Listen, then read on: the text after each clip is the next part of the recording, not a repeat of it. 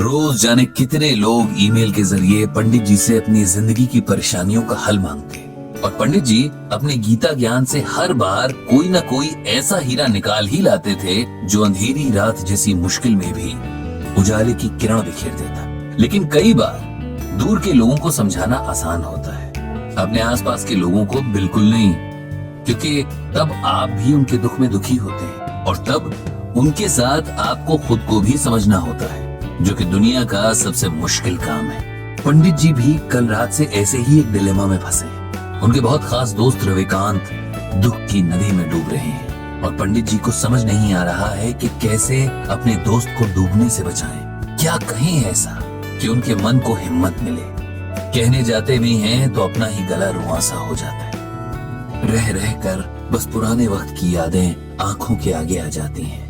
यादें जिनमें वे खुद हैं, उनकी पत्नी है रविकांत है और रविकांत की पत्नी रश्मि है, जो कल अचानक से उनके दोस्त को अलविदा कहकर अनंत की यात्रा पर निकल गई हैं और पीछे छोड़ गई हैं उनके दोस्त को।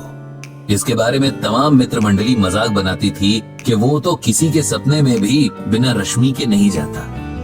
रश्मि और रविकांत की कहानी याद करके पंडित जी बार बार भावुक हो जाते हैं। कुछ 40 बरस पहले नई नई शादी करके ये दोनों इस मोहल्ले में किराए का मकान लेकर रहने आए थे। दोनों ही बैंक में काम करते थे और कुछ काम की व्यस्तता तो कुछ नए होने के संकोच के कारण मोहल्ले के कम ही लोगों से उनकी जान पहचान हो पाई थी। पंडित जी के दोनों बेटे तब बहुत छोटे थे और रविकांत से पहले उनकी दोस्ती उन दोनों से हुई थी। शायद इसका कारण रविकांत का बच्चों से बहुत प्रेम करना रहा हो। धीरे धीरे बच्चों की ये दोस्ती उनके माँ बाप तक पहुंची और ये चारों भी आपस में बहुत अच्छे दोस्त बन गए। ईश्वर के खेल भी अजब निराले हैं। जिस रविकांत को बच्चों से अथाह प्रेम था, उसी को औलाद के सुख से वंचित रखा।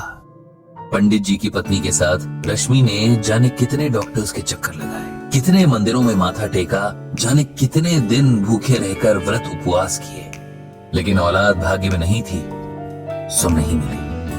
रविकांत ने कभी भी रश्मि के आगे ये जाहिर नहीं होने दिया कि संतान ना होने का उन्हें कोई दुख है, बल्कि वे तो रश्मि को समझाते रहते कि उसे सच को स्वीकार कर लेना चाहिए और एक कमी के पीछे जीवन की बाकी खुशियों को नजरअंदाज नहीं करना चाहिए। हालांकि रश्मि को यह मलाल सदा रहा कि वो मां नहीं बन सकी और वो हमेशा अपनी ममता पंडित जी के दोनों बेटों पर लुटाती रही। समय के साथ दोनों परिवारों की दोस्ती और मजबूत होती गई और हर सुख दुख एक दूसरे के सहारे आराम से निभता रहा। उन दोनों में अलग तरह का प्रेम और समर्पण भाव था। दोनों जहां जाते साथ जाते, यहाँ तक कि सब्जी लेने भी उनकी पसंद और नापसंद हैरान करने की हद तक एक थी।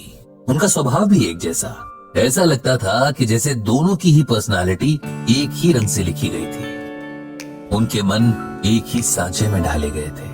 एक दूजे के बिना उन दोनों की कल्पना भी नहीं हो सकती थी। और आज वही जोड़ा टूट गया था। जो अकेला छूट गया था, उसके बाकी बचे जीवन की कल्पना भी अब मन में सिहरन पैदा कर रही थी। किसी तरह बड़ी मुश्किल से रविकांत को सहारा देकर उन्होंने अंतिम क्रिया से जुड़ी विधियां करवाई थी। रविकांत का हाल ऐसा था कि जिसे देखकर पत्थर भी पिघल जाए।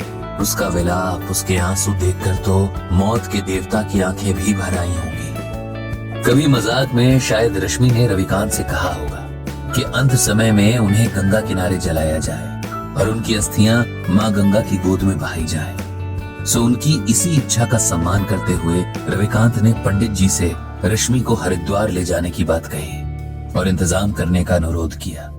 हरिद्वार के पूरे रास्ते जैसे रविकांत बेसुध थे।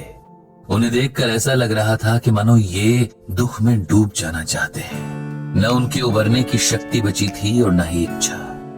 रविकांत को कुछ होश नहीं था कि कब लोगों ने जबरदस्ती उनसे अंतिम क्रिया की रस्में करवाई और कब उन्होंने किसी और के सहारे से खड़े होकर रश्मि को अंतिम विदा देकर अग्नि के हवाले कर दिया। उनकी नजरों के सामने बस राख थी, ठंडी और बेजान। इधर अंतिम संस्कार के साथ आए लोगों के लिए पंडित जी ने नाश्ते का इंतजाम करवा दिया था। सब उधर बिजी थे और रविकांत अकेले एक बेंच पर बैठे जाने दुख के कितने गहरे समंदर में डूबे जा रहे थे। दूर खड़े पंडित जी ये सब देख रहे थे।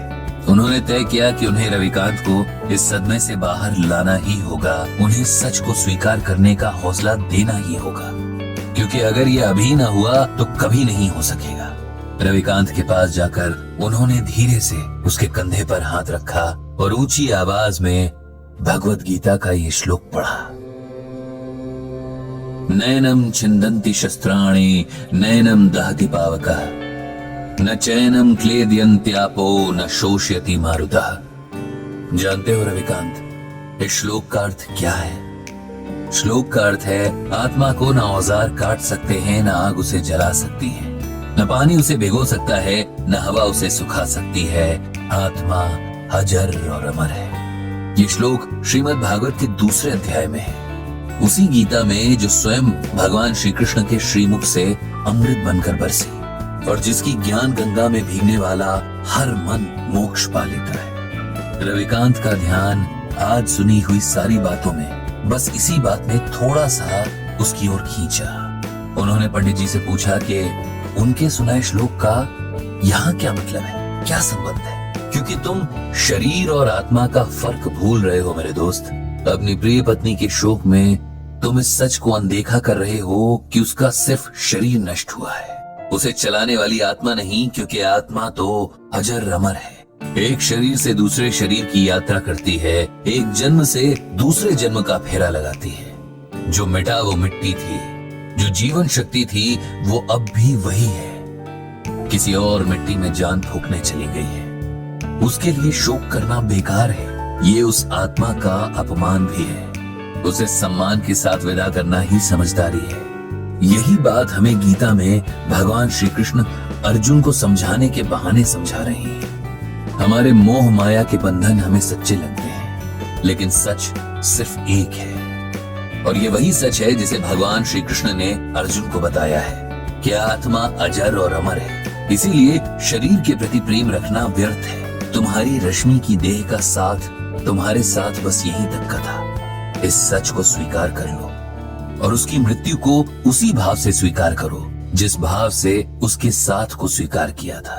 माता पिता, बेटा बेटी, पति पत्नी, ये सब रिश्ते देह से जुड़े हैं।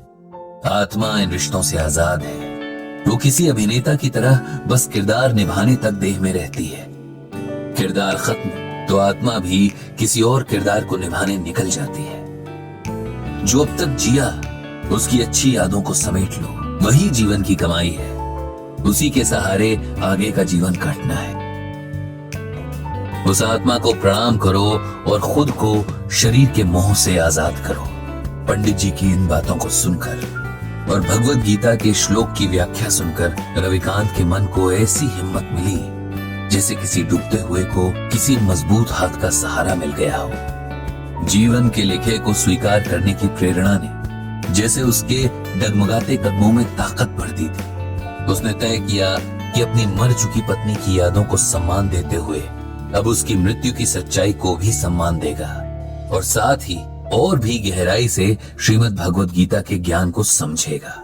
इधर खुद पंडित जी का मन भी अब शांत हो गया था। उन्होंने मन ही मन श्रीमद् भगवत गीता और भगवान श्री कृष्ण को प्रणाम किया। उनको धन्यवाद दिया कि उन्होंने गीता के रूप में मनुष्य के लिए हर मुश्किल परिस्थिति का हल पहले से ही बता दिया है, बस उसे ढूंढने और समझने की जरूरत है।